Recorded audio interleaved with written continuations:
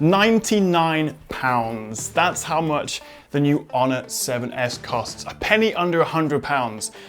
That's ridiculous. I mean, you could buy 10 of these for the same price as one of these, the iPhone 10. I mean, I would prefer the iPhone. It is a much better phone. But if you just want a basic, cheap and cheerful smartphone, the 7S is fantastic value for money. But just because it's cheap doesn't necessarily mean you should buy it.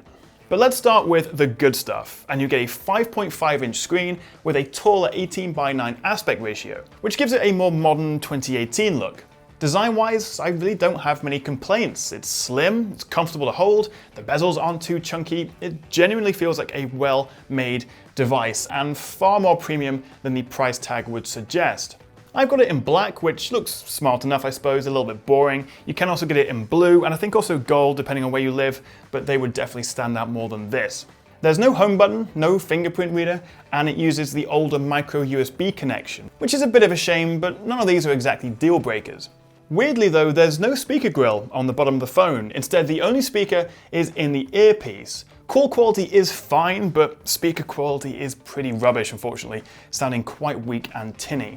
The 720p resolution of the screen means it's not the sharpest, but the IPS panel is bright, it's colourful, and has solid viewing angles. It's also really good to see that this comes with the latest Android 8.1 software, which is quite rare for budget phones like this. Usually you're stuck with older versions of the software, and it does help mitigate the performance, which is my biggest complaint about the 7S.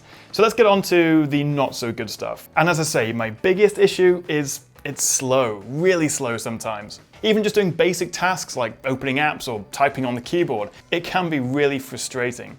I was actually surprised though, given how slow it can feel in general use, that it handled games reasonably well. Less intensive games like Temple Run 2 were perfectly playable, but I would avoid anything more graphically intensive, like Modern Combat 5, which struggled to maintain a smooth frame rate.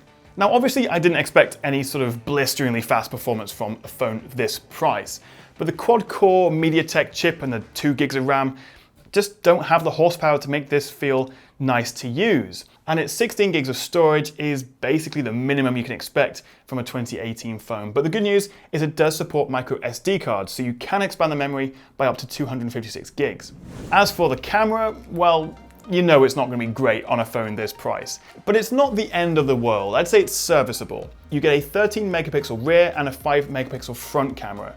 And if you're just putting photos on Instagram and not fussy about loss of detail when zooming in or limited dynamic range, honestly, it's absolutely fine. And you can't really expect much more at this price point.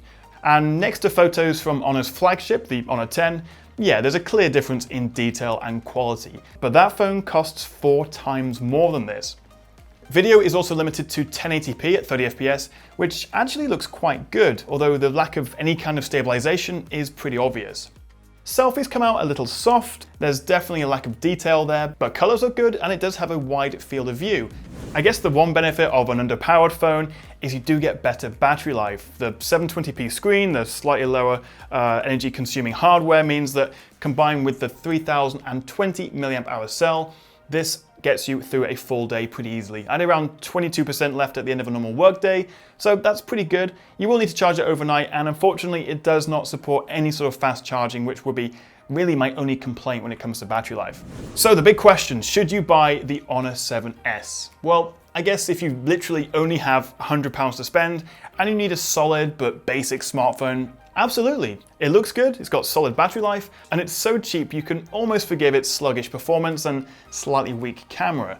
But, and it's a big but, if you can stretch your budget a little bit further by say another £60 or £70, you can buy the Moto G6 Play with more RAM, twice the storage, closer to stock Android software, which is nicer to use, the camera's better, and it has an awesome battery life. So if you can afford to pay that little bit more, then I think you should.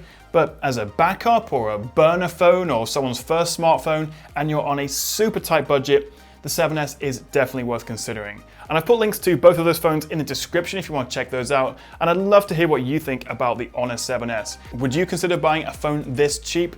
Let me know what you think in the comments. Thank you so much for watching, guys. If you did enjoy this video, you can click that like and maybe subscribe button if you want to see more of my videos.